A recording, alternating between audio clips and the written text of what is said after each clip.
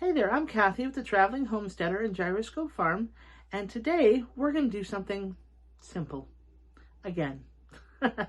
I just lately have been really wanting to do simple things that help me be prepared for who knows what happens.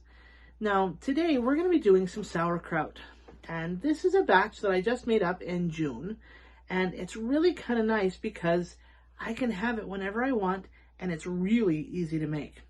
And so the nice thing about sauerkraut is that it's a fermented item, and ferments are known for being really a little bit better for your body than other things. But whenever you can get something fresh in your system and have it preserved in a way that is at the height of its freshness, that's a good thing. Now you can preserve things by canning them, by freezing them, by fermenting them. And so there's a couple of different options. But for today's sauerkraut, all you really need is 2 ingredients. And one is the freshest cabbage you can get, like this. So 1 head of cabbage for the time being, unless you have more and you want to do more and be more adventuresome as you go. And then I just have some Himalayan salt. Now, if you do this, you want to go, if you don't have the Himalayan salt and you want to use like store-bought, like from like the grocery store-bought, you might want to get salt that is not iodized. You don't need the iodized salt. So just the cabbage and the Himalayan salt. And then I'm going to today be putting this in a half-gallon jar, just for the purposes of what I'm doing with this particular cabbage. Now, this cabbage is just over 4 pounds, and the recipe for this is basically, I'll tell you the original recipe that I got for this. So when I did my sauerkraut in June, the recipe that we had when I did this with a group of people I know was 1 pound of cabbage to 4 teaspoons of salt. Now, that ended up being too much salt to cabbage for us, for our tastes. And so we brought it down to half that, 2 teaspoons of salt to 1 pound of cabbage. But even then, it was a little bit on the edge. So I might bring it down just a little bit to like 1.5 to 1 3/4 teaspoons, just because I don't like mine quite as salty. But now that this is aged a little bit, I'm finding that it's actually okay. So we'll see how it goes. But we're going to do at least 1 pound of cabbage to 2 teaspoons of salt. The only other tools that you'll need are a nice knife. Now I have this serrated knife to get some finer stuff, and then I have this larger knife for the big stuff, for cutting down. But if you're going to do this a little bit more, have a bigger project of it, then you may want to use some other tools that you have in the kitchen that would be a little bit easier to use rather than by hand. You can use any number of machines that you might have. But for today, we're going to use some knives. We need some lids. So I have 1 ring with 1 lid. This will be used a little bit later down the line. But today we're going to use this. But to help us get the cabbage stuffed into our jar, I'm going to use this handy dandy tool. Now this I bought in a kit. And this when I did our sauerkraut with the group of people, this was the tool that like everybody grabbed because it's simple and easy to pound your sauerkraut into the jar. And there's the larger side and a little bit smaller side. And since we had wide mouth jars, we all used this side. But this came in a kit with 4 of these soda glass weights and 4 of these nipple lids. Now, these are kind of fun because it allows you to squeeze, and you might be able to see that there's a little hole there. So when you squeeze this, it allows the air that's perking in the jar to be let out. In other words, burping. So your cabbage is going to burp for a while as it's fermenting. And so you want to let that gas out at least once a day. So this is something else. So you can buy these as a kit. I happen to get it at a local store to me called Down to Earth.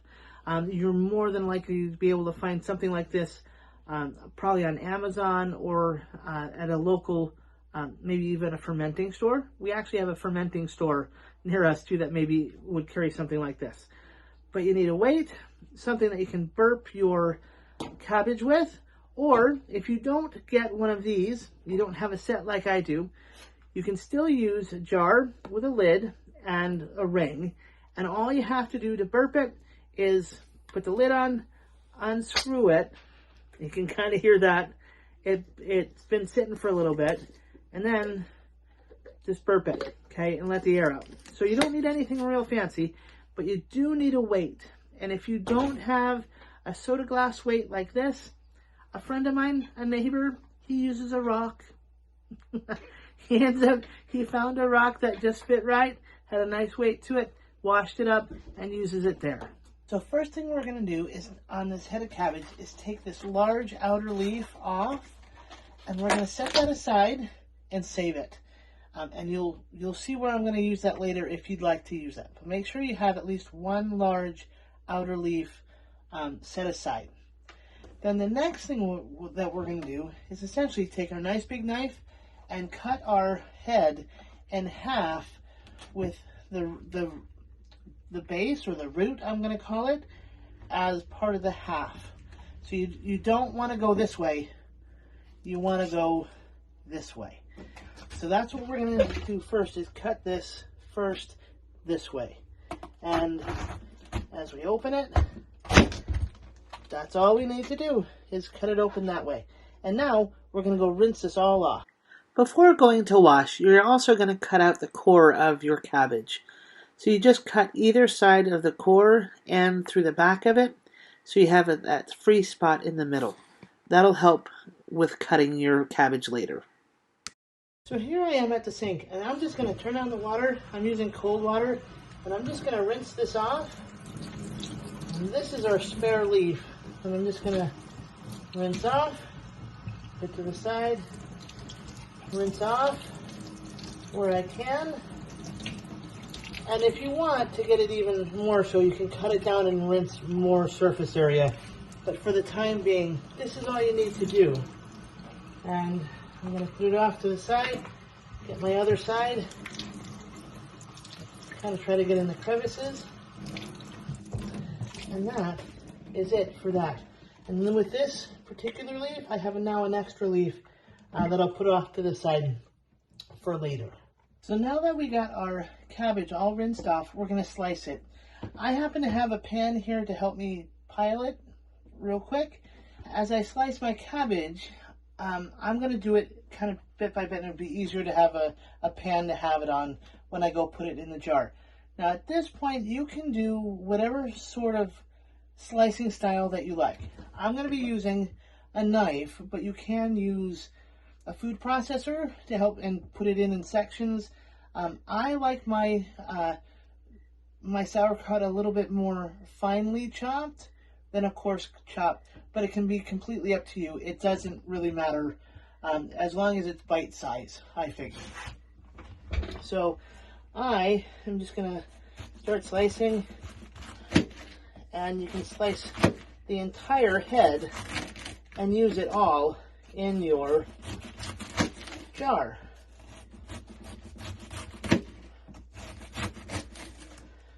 So you can see mine is rather on the thin side. It's not very thick. And I'll just put it over here on the pan. Now too, what you can do is you can chop it this way. What you can do is chop it from the head down. It has a little bit flatter surface, but you will have some sides like this that you'll have to adjust kind of along the way, and you can just make it that way.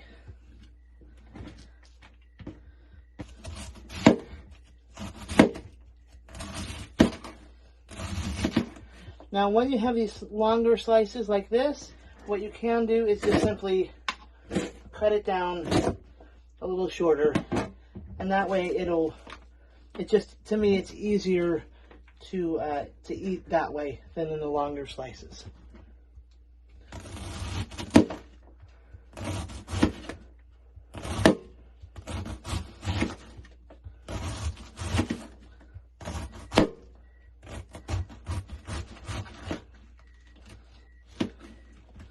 But as you can see, it's fairly easy to slice these up and to set it aside. Then we just put it more on the tray, and we'll finish up our slicing of the whole cabbage here in a minute. Like I said before, I'm going to be using this Himalayan salt. It happens to be what I have.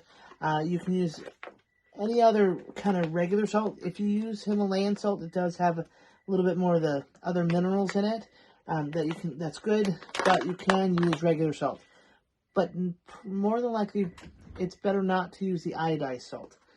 So with this, I'm going to use this spoon as a measure, and that is roughly 1 teaspoon. And I'm going to put this to 1, so 1,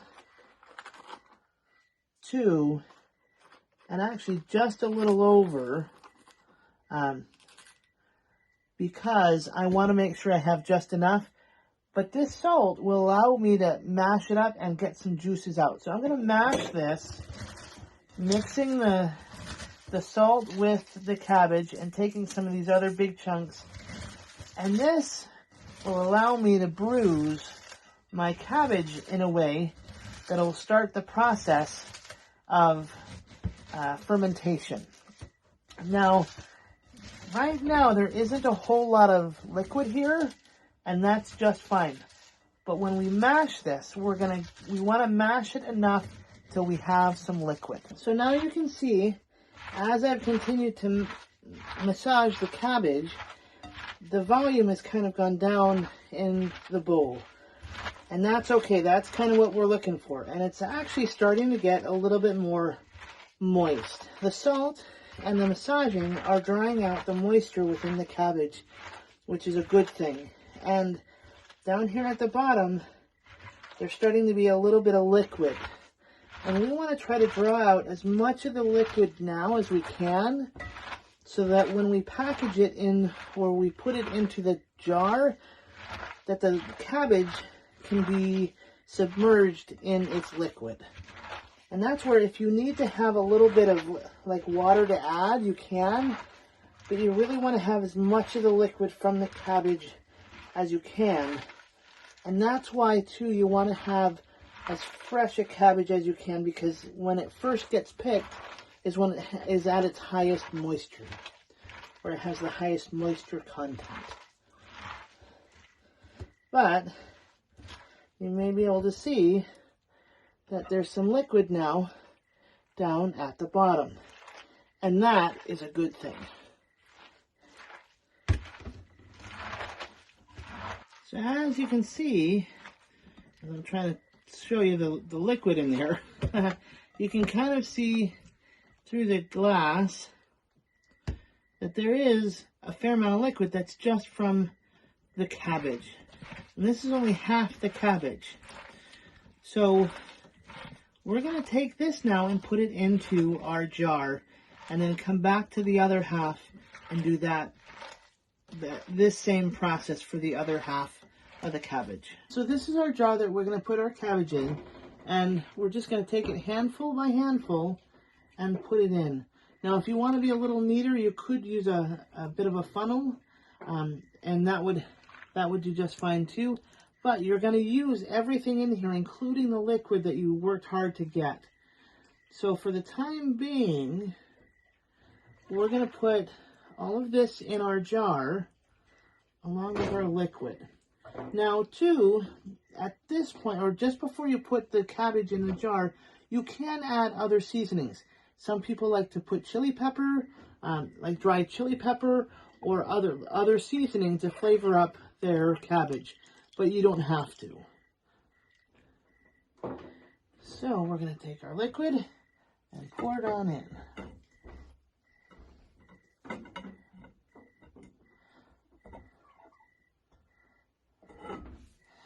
This is where you're going to take this nice handy dandy wooden tool, and you can take whatever tool suits you, but basically you want to be able to press the cabbage down as far as you can. And as you may be able to see, I'm pushing the liquid out, and that's a good thing. So just to give you a little closer look, you can kind of see that there's a lot of liquid there now. And that is really important to have around.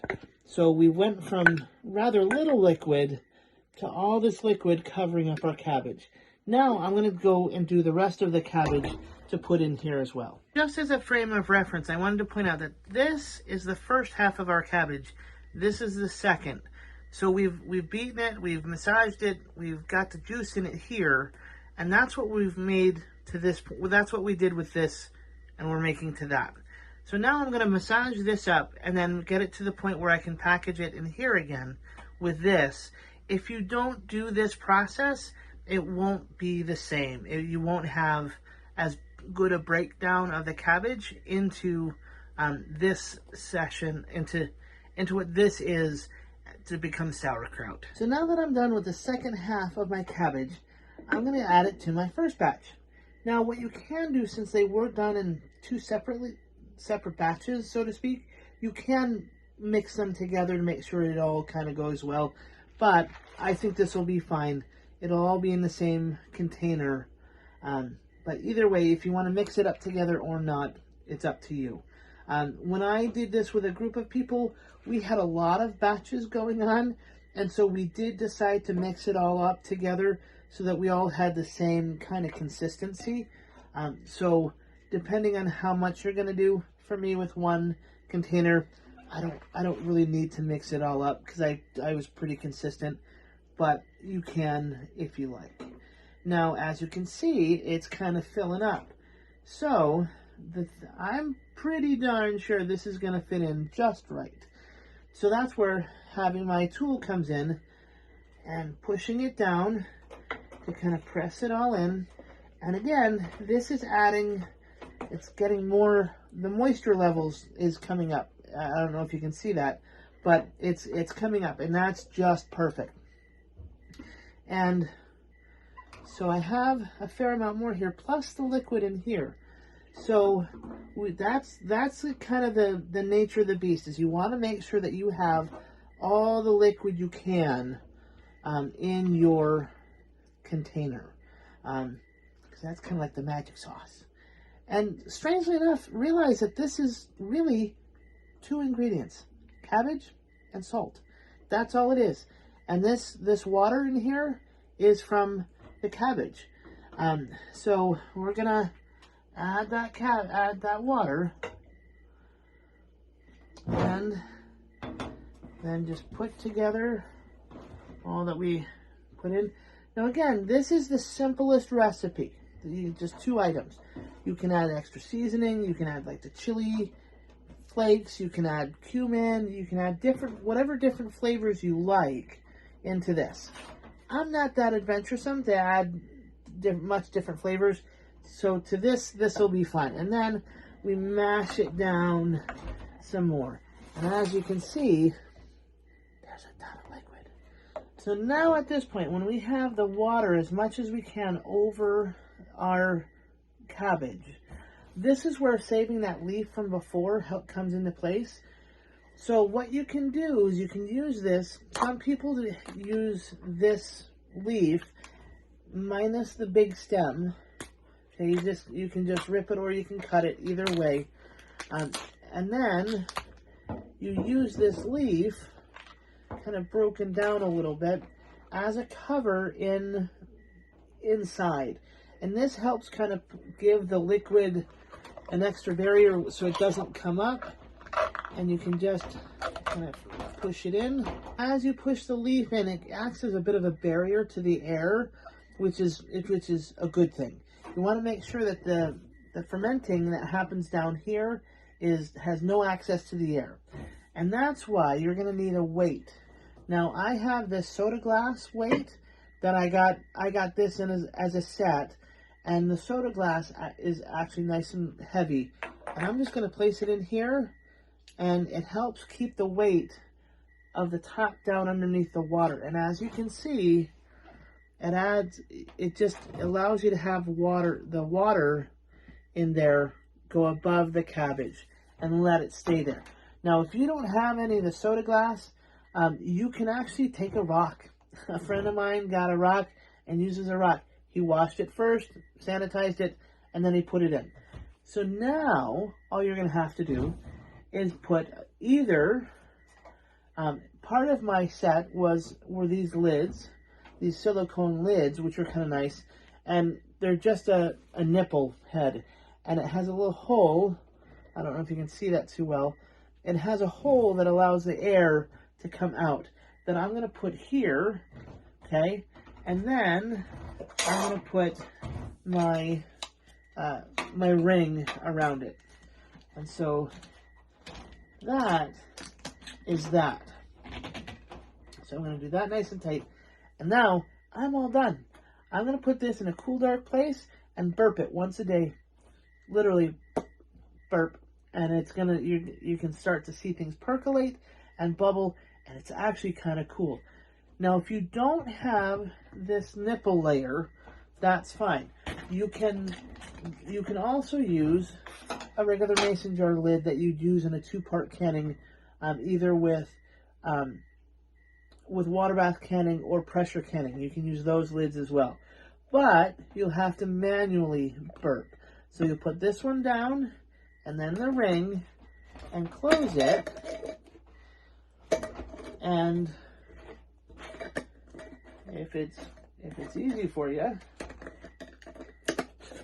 so then you're going to close it nice and tight. And again, you're going to put this in a cool, dry place. And once a day, open it, burp, close it. And that's as easy as it gets. This now will sit and ferment and do its job all on its own. And it took us maybe 20 minutes, half an hour at most, to go from cutting, washing, salting, and squishing to pounding in here. And that's it.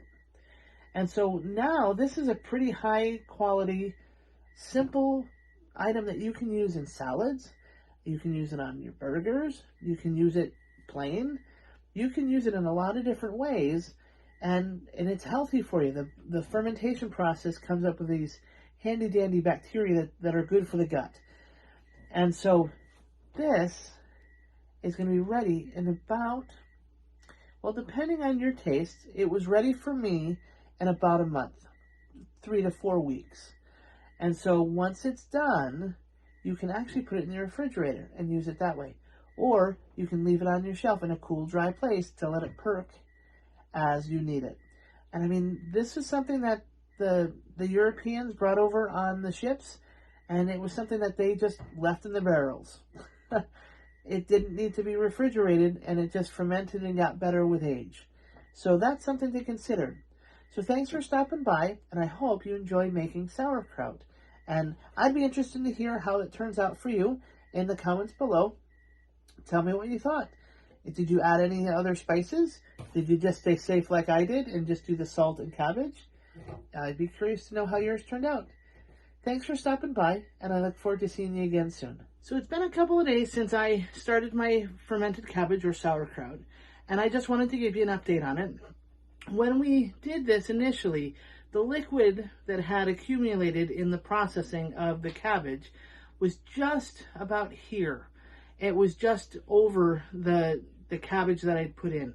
And now it's clear up to this first rim around the edge of the collar or the top of the jar.